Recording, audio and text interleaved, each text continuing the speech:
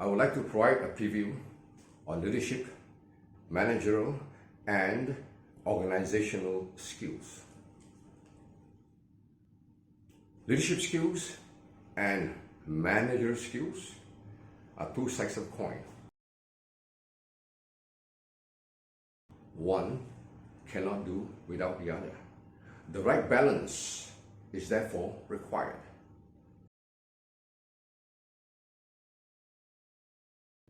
Leaders, CEOs, MDs, managers and supervise people. There are a myriad of personalities.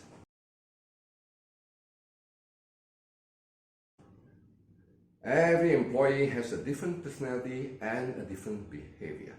And therefore, it is important for a leader, a manager, to be able to uplift the performance of every employee, help them discover their potential, as well as know how to monitor and control their performance. In most cases, employees only perform up to 60% on the average, 60% to justify their jobs. If the manager or leader is lacking in abilities to manage them, it may drop below 60% to 50 to 40%. But what a manager or leader requires is the employees to be able to outperform to at least 80%. And therefore, managers and leaders must be charismatic, must be well organized, and are very good in people management. There are all kinds of leadership style. I can come up with 15, 16 of them. But basically there are four. You have the autocratic style, the democratic style, laissez-faire style, and best of all, situational leadership, whereby you apply different strokes on different folks.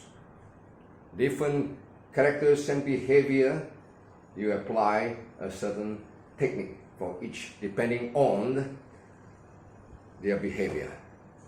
Let me first of all break down the word lead. L-E-A-D, lead. L is of paramount importance. L represents leverage. How do you intend to do more with less? Are you always coming out with more strategies? Churning ideas into strategies so that you can do much more with less, able to overcome competition? So leveraging is important. Number two, E, enthusiasm. A leader must be full of enthusiasm. A leader must be charismatic. No matter what the situation is, challenging or troublesome, he or she must be able to be calm. A is for attitude. Attitude is the faculty of action. For leader, action should be spelled as N-O-W. No delay, no procrastination. D is for discipline. Without discipline, nothing can be done. The bridge that connects between planning and achievement is discipline. Discipline is all about undying determination. Yes, and not forgetting change management. To change is to improve. To change often is to be perfect. Changes must be considered from time to time. The world is fast changing. With the IT coming in, economic landscape forever like waves moving in and out, we have got to really consider the importance of managing change. If changes on the outside is faster than changes on the inside, prepare for the funeral.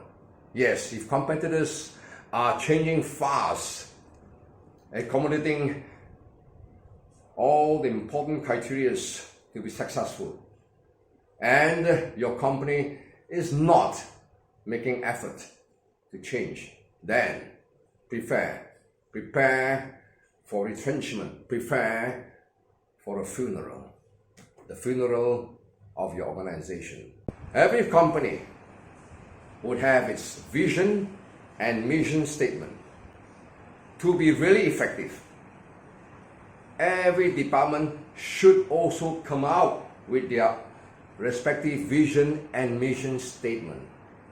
The head of department must sit down with his or her staff, brainstorm and come up with the respective department's vision, and the manager will have to harvest ideas from his or her employees and come up with the mission statement, i.e., how are they going to improve the mission and achieve the vision of the department, which is linked to the company's overall vision. That way, there is more commitment by all the departments to achieve the company's vision.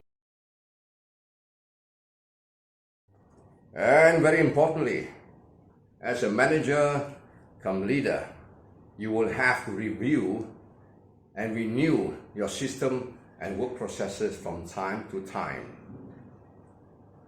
Perhaps once every 3 months or once every 6 months, depending on the situation you are in. Do not review and renew only when your organization is taking the fall. Just like a medical checkup, do it twice a year or once a year at least. As is obvious, continuous performance appraisal is vital for effective supervision. They will have to understand the process of supervision. The first step is monitor and evaluate performance. Next, identify problems and opportunity. Then take action and fix expectation.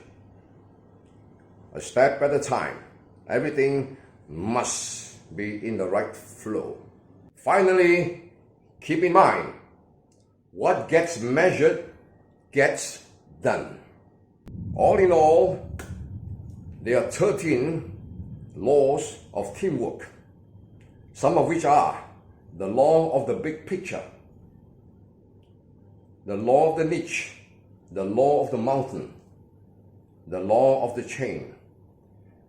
All these and more on team laws must be inculcated in your department, in your overall organization, in order that people will develop team spirit and work well together to achieve the company's vision and mission. Failing which, vision and mission nicely printed on posters are merely for decoration. Basically, people are divided into 4 types: relator, socializer, thinker, and director. The director is like the eagle. The thinker is like the owl. The relator is like the dove. And the socializer is like the peacock. All these 4 personalities have their personality strength. All of them, if they understand each other personality strength and capitalize on it, they will form a very powerful team, able to interact effectively and bring out the best. So do try to understand this and integrate your people so that they will appreciate, accept, and approve of each other's strength. These 3 points are a must-have in the heart and mind of managers who wish to be leaders.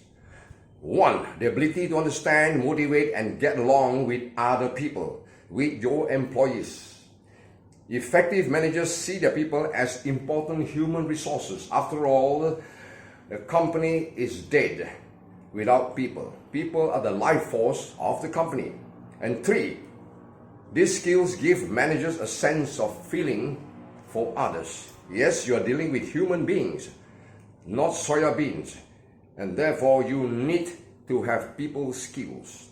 On the overall, a leader or manager must practice POSTDC. P for planning, O for organizing, S for staffing, T for training, D for delegation, and C for control.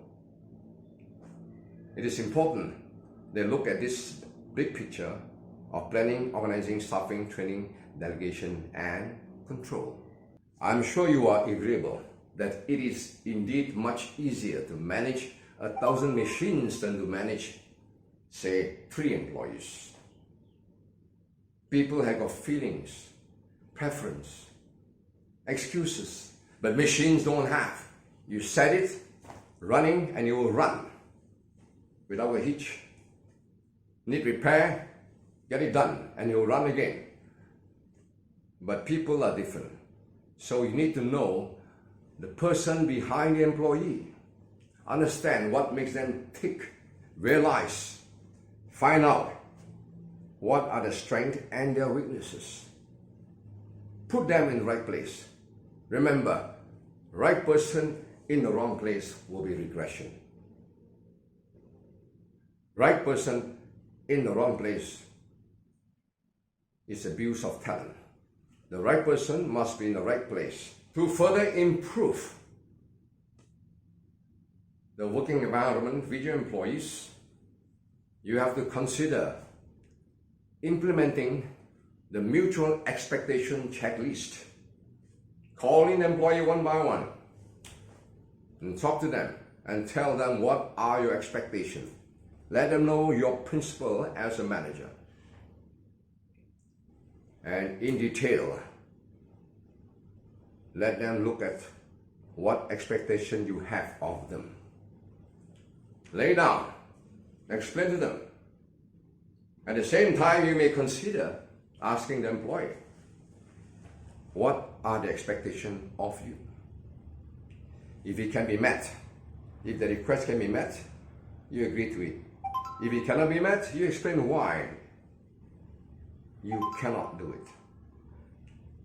With this, employees understand your requirements, they know your principle as a leader, as a manager, and therefore they will work up to your expectation. And yes, very importantly is the way you manage your people. There are 5 steps to managing your people. Number 1, be friendly, professionally friendly. Not overly friendly, because the staff will take advantage of the situation if you are too friendly with them. Just be professionally friendly. And number 2, be fair to everyone. No discrimination. Treat everyone equally. Be fair to everyone. No racial discrimination. No whatsoever that may deter employees from being unhappy. Next is firm. Be firm. Whenever employees go out of line, be firm with them. Otherwise, they will get worse. They will worsen the situation and affect other people as well. Number 4, you have to take serious action against them. You've got to hit hard at them. After 3 times hitting hard and giving serious warning, they still don't change. You've got to exercise the last approach. Fire them. Remember, one bad apple can spoil the whole barrel. The leader or manager have to review the relationship, the working relationship of the employees. How many employees are outperforming, have creative chemistry working with the manager or leader? Next, how many employees are merely performing up to about 60% to justify for their job? And next, how many employees are non-performers and from time to time probably give you headache, problems. And lastly, how many employees do not like you? They may sabotage you, talk behind your back. So therefore, you got to review all the employees who are reporting to you, who are under you. And you have to make good the situation. Otherwise, through influence, more and more will move to number 4, which is they don't like you, they sabotage you,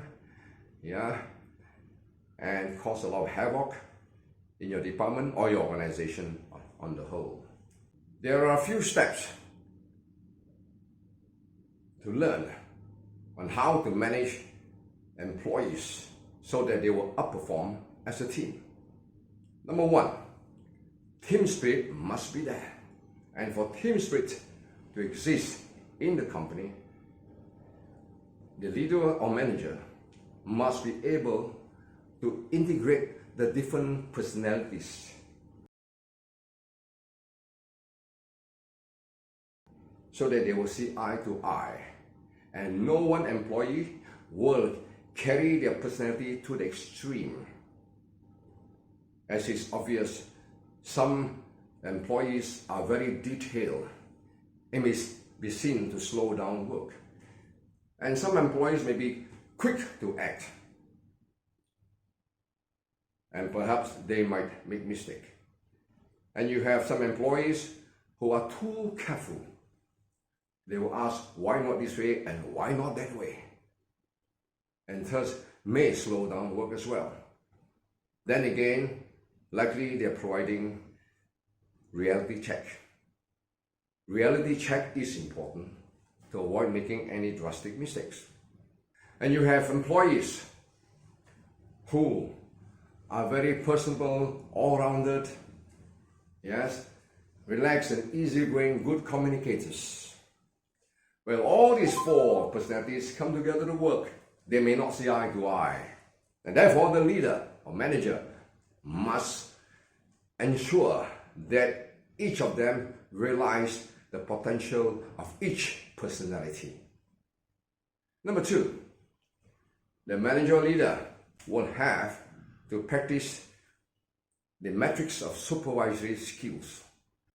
The first approach is directing. Any new employees that come into the company, the leader or manager will have to direct the employees, tell them exactly what to do and follow the instruction accordingly, 100%. And probably provide some notes, guidelines for them to follow, read and follow. And step number 2, coaching. The leader or manager will have to coach the employees. Coach them, teach them, interact with them, understand that they are gradually picking up before releasing them to do work on their own. And the third step is supporting. When the leader or manager have coached the employee well enough, the employee may not be able to work on their own. From time to time, the leader or manager will have to provide support, perhaps advice, perhaps certain tools or equipment that may be required, and so on. And then finally, the 4th step is delegation. Ideally, all staff must have the right attitude and skills, and therefore the leader or manager can delegate work to them confidently.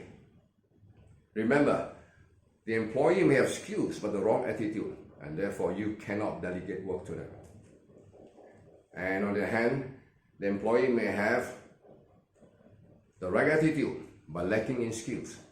And again, you cannot delegate work to them. They must be good in both skills and knowledge, and they have the right attitude.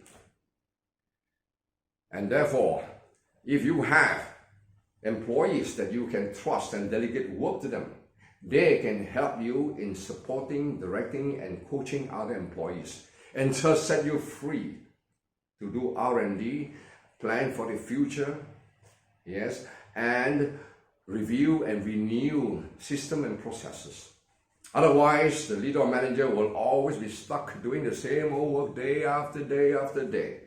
No time to do or plan things for the future or improve system and work processes. Mastering leadership, managerial skills, and organizational skills. This is an empowerment program for managers and senior executives.